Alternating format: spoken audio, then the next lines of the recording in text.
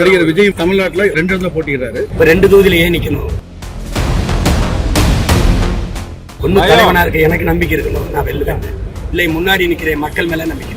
இது 2 இல்லாதவங்க தான் 2 தொகுதியில நிக்க வேண்டிய அவசியம். இப்ப அதனால இப்போ 2 பதவிக்கு போட்டியிடும் போது எம்எல்ஏவா இருக்கிற எம்பிக்கு, எம்பியா இருக்கிற எம்எல்ஏக்கு வந்தா ஏதாவது ஒரு பதவி தான் நீங்க வச்சுக்கிற முடியும். நாம் தமிழ் ஆட்சிக்கு வந்தா அரசு மதுபானம் மொத்தமா பூர்ண டாஸ்மார்க் அந்த சீம சாராயத்தை மூடிடுவேன். எங்க வெப்பன விளக்கமா சொல்லியிருக்கேன்.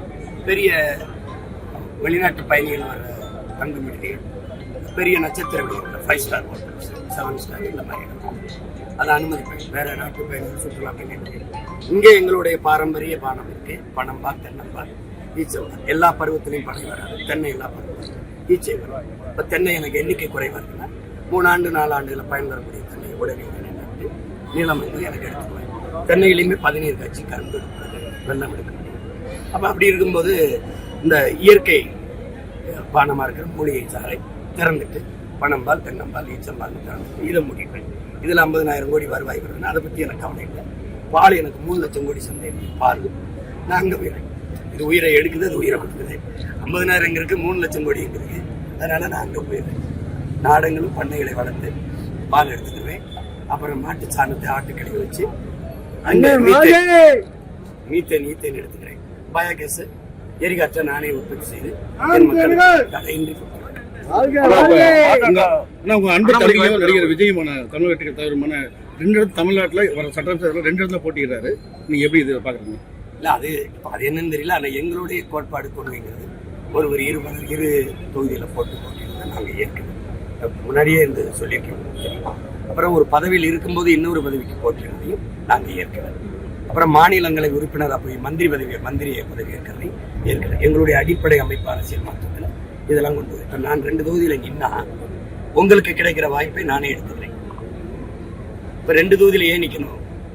ஒண்ணு தலைவனா இருக்க எனக்கு நம்பிக்கை இருக்கணும், நான் வெல்லுவேன். இல்லை முன்னாடி நிக்கிற மக்கள் மேல நம்பிக்கை இருக்கணும். இது 2 இல்லாதவங்க தான் 2 தொகுதியில நிக்க வேண்டிய அவசியம் இருக்கு. புரியுதுன்னு நினைக்கிறேன். அப்ப அது எதனால என் தம்பி அப்படி ஒரு முடிவு எடுத்தார்? அவரு சொல்றாரு, நான் எனக்கு அவனை இந்த மாசத்துக்கு அது இன்னொரு இதுக்கு அவருக்கு வாய்ப்பு பறிக்கப்படுறாங்க. அந்த ஜனநாயக துரோகமாக நாங்கள் பார்க்குறோம். இதுக்கு முன்னாடி அண்ணன் விஜயகாந்த் ஒரு படத்தில் இதை பேசி பெரிய கைதிட்டு வந்து வலைவெளியில பாருங்க. இப்போ அதனால இப்போ 2 பதவிக்கு போட்டியிடும் போது இப்போ எம்எல்ஏவா இருக்கிற எம்பிக்கு, எம்பியா இருக்கிற எம்எல்ஏக்கு வந்தா ஏதாவது ஒரு பதவி தான் நீங்க வச்சுக்கிற முடியும். ஒன்றை விலகுவீங்க. அப்போ வலுக்கட்டாயமா மக்கள் மீது இன்னொரு தேர்தல், இடைத்தேர்தல் திணிக்கப்படும். அப்போ அதுக்கு ஆகிற செலவு யாரு? அத்தேர்தல் யார்ட்டு மக்கள்கிட்ட இருந்து. அப்போ அந்த இடத்துல நாங்கள் என்ன மாறுதலை சொல்றோம்னா, ஒரு வேளை விலகுனா இடைத்தேர்தல் நிற்கிது.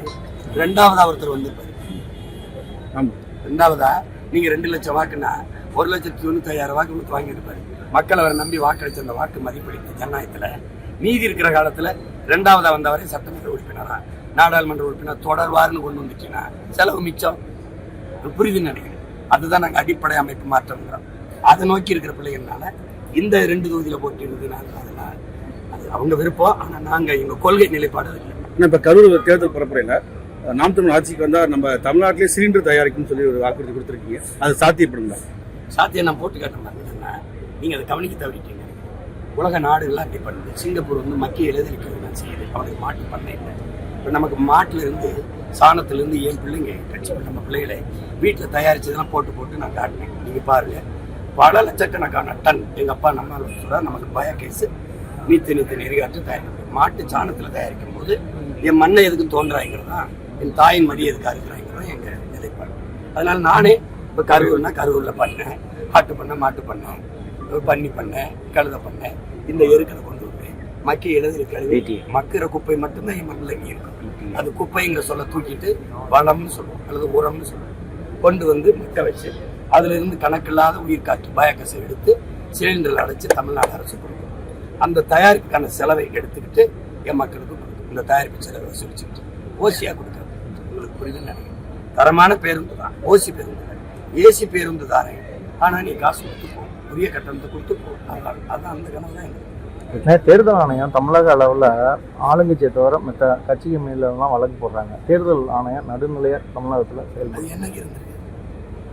என்னைக்கு இருந்திருக்கு நான் எதிர்த்து பேசிட்டேன்ட்டு போற வர இடத்துல என்னை மாதிரி நான் வாக்கு காசு கொடுக்க மாட்டேன்னு தெரியுது. என்ற காசுல தெரியுது. மக்கள் தான் எனக்கு காசு கொடுக்குறாங்கன்னு தெரியுது. காசு கொடுக்குறவங்க கட்சியை விட்டுருது, காசு கொடுக்காதவங்க நிறுத்துது.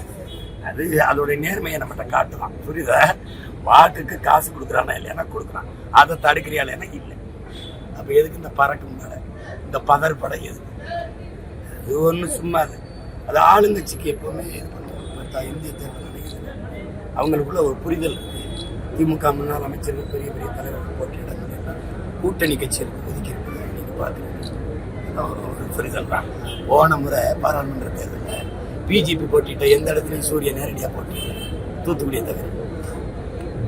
எப்படின்னா எங்க அம்மா முதல்ல போட்டிட்டாங்க, அதுக்கப்புறம் கனிமொழி அவர்கள் வந்ததுனால நேரடி போட்டி ஆயிடுச்சு. மற்றபடி எல்லா இடத்துலையுமே கூட்டணி கட்சி தள்ளி விட்டுச்சு. அதெல்லாம் பாசிச எதிர்ப்பு, மதவாத எதிர்ப்புல வருது.